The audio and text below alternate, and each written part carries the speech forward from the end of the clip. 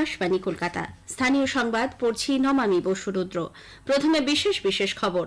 লোকসভা নির্বাচনের দ্বিতীয় দফায় 12টি রাজ্য ও একটি কেন্দ্রশাসিত অঞ্চলের 88টি আসনে ভোটগ্রহণ কঠোর নিরাপত্তার মধ্যে দিয়ে এগিয়ে চলেছে। কোনো জায়গা থেকেই বড় ধরনের অপ্রীতিকর ঘটনার খবর মেলেনি। এ রাজ্যে দার্জিলিং, রায়গঞ্জ ও বালুরঘাট আসনে মোটের ওপর শান্তিপূর্ণভাবেই ভোটগ্রহণ চলছে। বেলা 1টা পর্যন্ত গড়ে 47% মতো ভোট পড়ার খবর পাওয়া গেছে। পরবর্তী দফার ভোটের প্রচার জোরদার হয়েছে। প্রধানমন্ত্রী নরেন্দ্র মোদী আজ মালদায়, ভোট প্রচারে মুখ্যমন্ত্রী মমতা ব্যানার্জি আজ পশ্চিম মেদিনীপুরে। পদ্ধতিগত কারণে বীরভূমের বিজেপি প্রার্থী দেবাশিস ধরের প্রার্থীপদ বাতিল হয়েছে। সুপ্রিম কোর্ট ইভিএম এর সঙ্গে ভিভিপ্যাটের নথি 100% যাচাই করে দেখার আর্জি খারিজ করে দিয়েছে। আইপিএল ক্রিকেটে আজ ইডেনে কলকাতা নাইট রাইডার্স পাঞ্জাব কিংসের মুখোমুখি হবে। খেলা শুরু সন্ধে 7:30টায়। আসছে বিস্তারিত খবরে। লোকসভা নির্বাচনের দ্বিতীয় দফায় 12টি রাজ্য ও একটি কেন্দ্রশাসিত অঞ্চলের 88টি আসনে ভোটগ্রহণ মোটের ওপর শান্তিপূর্ণভাবে এগিয়ে চলেছে। এ রাজ্যে আজ দার্জিলিং, রায়গঞ্জ এবং বালুরঘাট আসনে ভোট নেওয়া হচ্ছে। এখনো পর্যন্ত বড় কোনো অপ্রীতিকর ঘটনার খবর নেই। বেলা 1টা পর্যন্ত গড়ে প্রায় 47% ভোট পড়েছে বলে জানা যাচ্ছে। রায়গঞ্জে প্রায় 48%, দার্জিলিংয়ে প্রায় 49% এবং বালুরঘাটে প্রায় 45% ভোট পড়ার খবর পাওয়া গেছে। বালুরঘাট লোকসভা আসনে প্রচন্ড গরমের মধ্যে সকাল থেকে ভোটের লাইনে মানুষ সারিবদ্ধভাবে দাঁড়িয়ে ভোট দিচ্ছেন। সেখান থেকে আমাদের প্রতিনিধি কল্যাণ লাহা জানাচ্ছেন। বালুরঘাট লোকসভা আসনে কিছু বিক্ষিপ্ত ঘটনা ছাড়া কড়া নিরাপত্তায় ভোট চলছে শান্তিপূর্ণভাবে। সকালে বালুরঘাট শহরে নিজের ভোটদান কেন্দ্র মিস্ত্রিপাড়া পার্শ্বভারতীর মিউনিসিপ্যালিটি কমিউনিটি হলে সস্ত্রীক ভোট দেন বিজেপি প্রার্থী সুকান্ত মজুমদার। এই লোকসভা আসনে তপন ও গঙ্গারামপুরে বিজেপি প্রার্থী সুকান্ত মজুমদারকে দেখে গো ব্যাক স্লোগান দিতে দেখা যায় তৃণমূল কর্মী ও সমর্থকদের মধ্যে। উত্তপ্ত হয়ে ওঠে পরিস্থিতি। সকালের দিকে ভোট গ্রহণ কেন্দ্রগুলিতে লম্বা লাইন দেখা যায়। সমস্ত ভোট গ্রহণ কেন্দ্রে পানীয় জল, শৌচালয় ও ছায়ার ব্যবস্থা রেখেছে কমিশন। রয়েছে পর্যাপ্ত বাহিনীও। কল্যাণ লাহা, আকাশবাণী সংবাদ, বালুরঘাট। দার্জিলিং এর একাধিক জায়গায় ইভিএম এ প্রযুক্তিগত ত্রুটির দরুন ভোট গ্রহণ আজ শুরুতে দেরি হয়। আজকের ভোট নিয়ে আমাদের প্রতিনিধির একটি প্রতিবেদন। বিক্ষিপ্ত কয়েকটি গন্ডগোলের ঘটনা ছাড়া রাজ্যের 3 আসনে লোকসভা ভোটের ভোট গ্রহণ পর্ব এখনো পর্যন্ত চলেছে মসৃণভাবে। প্রবল গরম ও চড়া রোদ্দুর উপেক্ষা করে মানুষ বিপুল উৎসাহের সঙ্গে তাদের গণতান্ত্রিক অধিকার প্রয়োগ করেছেন। দার্জিলিং এর পাহাড় থেকে তরাই ডুয়ার্সে ভোট হচ্ছে উৎসবের মেজাজে। তবে সকাল থেকে কিছু বিক্ষিপ্ত ঘটনায় ভোট উৎসবের তাল কেটেছে। এরই মধ্যে দার্জিলিং কেন্দ্রের বিজেপি প্রার্থী রাজু বিস্তার 40টির বেশি বুথে পুনর্নির্বাচনের দাবি ঘিরে চাঞ্চল্য ছড়িয়েছে। চোপড়া ও পাহাড় মিলিয়ে এই বুথগুলিতে আবারও ভোট নেওয়ার জন্য তিনি কমিশনের কাছে দাবি জানিয়েছেন। এদিকে চোপড়ার আমতলা বুথে অবৈধ জমায়েত করার অভিযোগকে কেন্দ্র করে উত্তেজনা ছড়ায়। কেন্দ্রীয় বাহিনীর জওয়ানেরা লাঠি উঁচিয়ে পরিস্থিতি সামাল দেন। রায়গঞ্জের দেবপুরি দেবীনগর এলাকায় কংগ্রেসের মহিলা পুলিং এজেন্টকে মারধরেরও অভিযোগ উঠেছে। গঙ্গারামপুরের নারুই বুথে ভোট শুরু হওয়ার পর থেকে ভোটারদের বাধা দেওয়ার অভিযোগ সামনে আসে। বেলা যত গড়াচ্ছে ততই কমিশনের কাছে অভিযোগের ঝুলি উপচে পড়ছে। এখনো পর্যন্ত 290টি অভিযোগ জমা পড়েছে। জমা পড়া সমস্ত অভিযোগই খতিয়ে দেখা হয়েছে এবং কার্যকরী ব্যবস্থা নেওয়া হয়েছে বলে রাজ্য নির্বাচনী আধিকারিকের দপ্তরের তরফে জানানো হয়েছে। অভিরূপ ভট্টাচার্য, আকাশবাণী সংবাদ। দ্বিতীয় দফার ভোট গ্রহণের পাশাপাশি পরবর্তী দফার ভোটের জন্য প্রচারাভিযান জোর কদমে চলছে। বিজেপি নেতা প্রধানমন্ত্রী নরেন্দ্র মোদী আজ লোকসভা নির্বাচনের প্রচারে মালদা আসেন। মালদা উত্তর ও দক্ষিণ কেন্দ্রের দলীয় প্রার্থীর সমর্থনে এক জনসভায় রাজ্যের নিয়োগ দুর্নীতি ও সন্দেশখালির উল্লেখ করে বলেন, একসময় বাংলা ভারতের উন্নয়নে চালিকা শক্তি থাকলেও এখন তৃণমূল শাসনের কেলেঙ্কারির প্রধান ঘটনা হয়ে দাঁড়িয়েছে।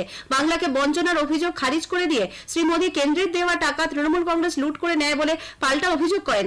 সন্দেশখালির প্রসঙ্গে প্রধানমন্ত্রী বলেন, माटी मानुष की बात कहकर सत्ता में आई टीएमसी ने सबसे बड़ा विश्वासघात यहां की महिलाओं से किया है। जब बीजेपी सरकार ने मुस्लिम बहनों को अत्याचार से बचाने के लिए 3 तलाक खत्म किया तो टीएमसी ने इसका विरोध किया।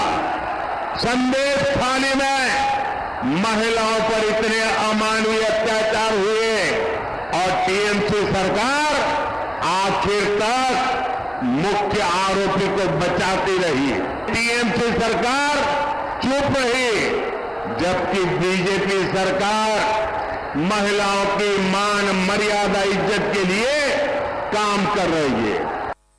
তৃণমূল কংগ্রেস নেত্রী মুখ্যমন্ত্রী মমতা ব্যানার্জি পিংলায় আজ দলীয় প্রার্থী সমর্থনে প্রচার সভায় যোগ দিয়েছেন। পিংলায় এক জনসভায় তৃণমূল কংগ্রেস প্রার্থী অভিনেতা দেব মানুষকে উন্নয়নের নিরিখে ভোটদানের আহ্বান জানান।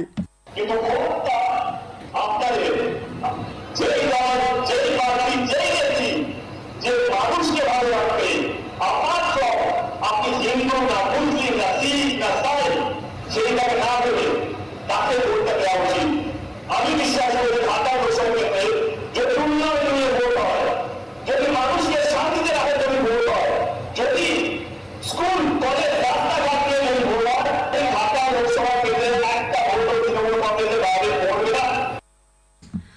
লোকসভা নির্বাচনের পঞ্চম পর্যায়ের জন্য আজ বিজ্ঞপ্তি জারি হয়েছে। সেই সঙ্গে শুরু হয়েছে মনোনয়নপত্র দাখিলের কাজ। এই পর্যায়ে 49টি আসনে ভোট নেওয়া হবে 20 মে। এর মধ্যে রয়েছে পশ্চিমবঙ্গের 7টি আসন, শ্রীরামপুর, ব্যারাকপুর, হুগলি, বনগাঁ, হাওড়া, উলুবেড়িয়া ও আরামবাগ। 3রা মে পর্যন্ত প্রার্থীপদ দাখিল করা যাবে। পরদিন 4 মে জমা পড়া মনোনয়নগুলি পরীক্ষা করে দেখা হবে। নাম প্রত্যাহারের শেষ দিন 6 মে। অন্যদিকে চতুর্থ দফার জমা পড়া মনোনয়নপত্রগুলি আজ পরীক্ষা করে দেখা হচ্ছে। প্রার্থীপদ প্রত্যাহারের শেষ দিন সোমবার 29 এপ্রিল। পদ্ধতিগত কারণে বীরভূমে বিজেপি প্রার্থী দেবাশিস ধরের প্রার্থীপদ বাতিল হয়েছে। জানা গেছে রাজ্য সরকারের তরফে নো ডিউজ সার্টিফিকেট না দেওয়ায় তার মনোনয়ন বাতিল করা হয়েছে। অন্যদিকে গতকাল বিজেপির তরফে আরও এক প্রার্থী দেবতনু ভট্টাচার্য মনোনয়ন দাখিল করেছিলেন। তার মনোনয়ন গৃহীত হয়েছে। কোন সরকারি অফিসার বা কর্মী নির্বাচনে প্রতিদ্বন্দ্বিতা করতে গেলে মনোনয়নপত্র জমা দেওয়ার সময় সরকারি ক্ষেত্রে তার কোনো পাওনা যেমন আবাসন, বিদ্যুৎ, জল ইত্যাদি ক্ষেত্রে সরকারের কোনো পাওনা বকেয়া নেই বলে হলফনামায় তার উল্লেখ থাকতে হবে। দেবাশিস ধরের হলফনামায় তার উল্লেখ ছিল না। এ কারণেই তার প্রার্থীপদ বাতিল হল বলে মুখ্য নির্বাচনী আধিকারিক আরিজ আফতাব জানিয়েছেন। এদিকে বীরভূমে বিজেপি প্রার্থী মনোনয়নপত্র বাতিলের বিষয়ে বিজেপি আদালতের দ্বারস্থ হবে। কলকাতায় আজ এক সাংবাদিক বৈঠকে দলের রাজ্যসভা সাংসদ সমীর ভট্টাচার্য জানান, বিজেপি বিষয়টি নিয়ে শেষ পর্যন্ত লড়াই চালিয়ে যাবে। দেবাশিস ধরই বীরভূম লোকসভা আসনে নির্বাচনে লড়াই করবেন বলে শ্রী ভট্টাচার্য আশাবাদী। অন্যদিকে নদিয়ায় 13 নম্বর রানাঘাট তপশিলি সংরক্ষিত আসনে শ্রীবাস কুমার রায়ের মনোনয়ন বাতিল হয়েছে। স্থানীয় সংবাদ শুনছেন আকাশবাণী কলকাতা কেন্দ্র থেকে। ইলেকট্রনিক ভোটিং মেশিন ইভিএম এর সঙ্গে তথ্যের সঙ্গে ভিভিপ্যাটের নথি 100% মিলিয়ে দেখার আর্জি সুপ্রিম কোর্ট আজ খারিজ করে দিয়েছে। বিচারপতি সঞ্জীব খান্না এবং বিচারপতি দীপঙ্কর দত্তের বেঞ্চ আজ এই রায় দিয়েছে। গত 18 এপ্রিল এর রায়দান স্থগিত রাখা হয়। বেঞ্চ নির্বাচন কমিশনের কাছ থেকে কিছু কারিগরি ব্যাখ্যা চাওয়ায় 24 এপ্রিল আবার মামলাটি তালিকাভুক্ত করা হয়। নির্বাচন কমিশনের যাবতীয় জবাব বিবেচনা করার পরেই আজ এই রায় ঘোষণা করা হলো। বিচারপতি দত্ত বলেছেন, এই বিষয়ে আদালত সাক্ষ্য প্রমাণ দিয়েই পরিচালিত হয়েছে। উত্তর 24 পরগনার সন্দেশখালীর আগারহাটি গ্রাম পঞ্চায়েতের মল্লিকপাড়া এলাকার তৃণমূল কংগ্রেসের পঞ্চায়েত সদস্য হাফিজুল খায়ের আত্মীয়ের বাড়িতে সিবিআই এর 10 সদস্যের একটি দল তল্লাশি চালাচ্ছে। প্রচুর পরিমাণে বোমা বাড়িতে লুকিয়ে রাখা হয়েছে বলে সিবিআই গোপন সূত্রে খবর পায়। বোমা খোঁজার জন্য বিশেষ স্ক্যানার মেশিনও আনা হয়েছে। আমাদের জেলা সংবাদদাতা জানিয়েছেন, বাড়ির মেঝে ভেঙে ইতিমধ্যেই আগ্নেয়াস্ত্র উদ্ধার করেছেন তদন্তকারী আধিকারিকরা। বিদ্যুৎ দপ্তরের কর্মীরা বাড়িতে ঢোকার জন্য বিশেষ নিরাপত্তার ব্যবস্থা করেছেন। এক বিজেপি কর্মীর অস্বাভাবিক মৃত্যুকে কেন্দ্র করে পূর্ব মেদিনীপুরের ময়নার বাগচা ফের খবরের শিরোনামে। দীনবন্ধু মিদ্যা নামে ওই বিজেপি কর্মী ঝুলন্ত দেহ আজ ভোরে বাড়ির অদূরে পানের বরজের মধ্যে পাওয়া যায়। আমাদের প্রতিনিধি শিপ্রাসেন সাহা জানিয়েছেন, বুধবার থেকে নিখোঁজ ছিলেন তিনি। ময়না থানায় গতকাল তার পরিবারের পক্ষ থেকে নিখোঁজ ডায়েরি করা হয়। দীনবন্ধুকে খুন করা হয়েছে বলে পরিবারের অভিযোগ। তদন্ত শুরু করেছে পুলিশ। দক্ষিণবঙ্গে আগামী সোমবার পর্যন্ত তাপপ্রবাহের সতর্কতা জারি করেছে আবহাওয়া দপ্তর। আজ বাঁকুড়া, ঝাড়গ্রাম, 2 মেদিনীপুর ও পশ্চিম বর্ধমান জেলায় তীব্র তাপপ্রবাহের লাল সতর্কতা জারি থাকছে। কমলা সতর্কতা জারি করা হয়েছে 2 24 পরগনা, পূর্ব বর্ধমান, বীরভূম, হাওড়া ও হুগলিতে। অন্যান্য জেলাতেও তাপপ্রবাহের পরিস্থিতি থাকবে। কলকাতায় গতকাল ছিল এ মৌসুমে উষ্ণতম দিন। সর্বোচ্চ তাপমাত্রা ওঠে 41.6 ডিগ্রি সেলসিয়াসে, স্বাভাবিকের থেকে যা 6 ডিগ্রি বেশি। গত 50 বছরের মধ্যে এপ্রিলে এই তাপমাত্রা দ্বিতীয় সর্বোচ্চ। আইপিএল ম্যাচে কলকাতা নাইট রাইডার্স আজ ইডেন গার্ডেন্সে পাঞ্জাব কিংসের বিরুদ্ধে খেলবে। খেলা শুরু হবে সন্ধ্যে 7:30টায়। এই মুহূর্তে 7 ম্যাচে 10 পয়েন্ট সংগ্রহ করে কেকেআর লিগ তালিকায় দ্বিতীয় স্থানে রয়েছে। অন্যদিকে 10 দলের আইপিএল এ নবম স্থানে থাকা পাঞ্জাব কিংসের পয়েন্ট 8 ম্যাচে 4।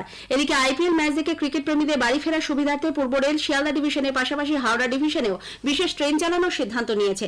আজ 29 এপ্রিল এবং 11 মে হাওড়া থেকে ব্যান্ডেল পর্যন্ত একটি ইএমইউ লোকাল রাত 11:55 হাওড়া থেকে ছাড়বে এবং ব্যান্ডেল পর্যন্ত সব স্টেশনে থামবে। শেষ করার আগে স্থানীয় সংবাদের বিশেষ কিছু অংশ আরও একবার। লোকসভা নির্বাচনের দ্বিতীয় দফায় 12টি রাজ্য একটি কেন্দ্রশাসিত অঞ্চলের 88টি আসনে ভোট গ্রহণ কঠোর নিরাপত্তার মধ্যে দিয়ে এগিয়ে চলেছে। কোনো জায়গা থেকে বড় কোনো অপ্রীতিকর ঘটনার খবর মেলেনি।